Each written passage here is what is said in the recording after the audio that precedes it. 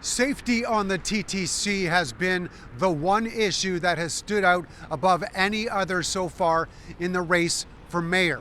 Now, ex-police chief Mark Saunders releasing his plan, taking a harder stance to combat violence. My plan is different because it's actionable right away. It has the ability of using existing resources. It has the ability of putting Toronto Police Service in charge of security. It's no secret, law and order are the guiding principles behind the Saunders campaign. He says increasing the number of special constables to at least 200 will make them more visible as a deterrent on subway platforms. All of them with body-worn cameras and mental health training. We are going to change the culture of safety on the TTC. We will have the latest technology, the best trained special constables, and enforce the rules that exist to protect people. Other major candidates have released TTC safety plans as well. Brad Bradford also wants more special constables and police officers, along with subway platform barriers. Anna Bailau says more security cameras and cell service are key.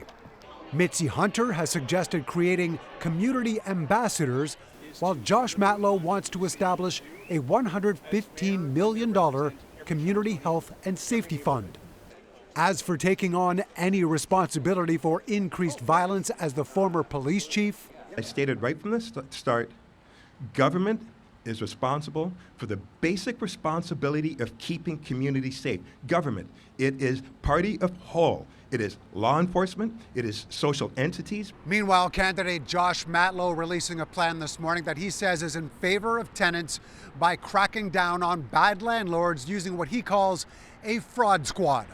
It'll request police investigations of landlord fraud, whether it be rent evictions, key money, dishonest landlord use excuses, simply to kick out the tenant and raise the rent. Matlow's plan also means forming a team to investigate building permits, as well as introducing color-coded signs for buildings, similar to the city's Dine Safe program, to make sure maintenance is kept up. He also wants to establish rent control for all buildings that receive city funding and push the province to do so across the board.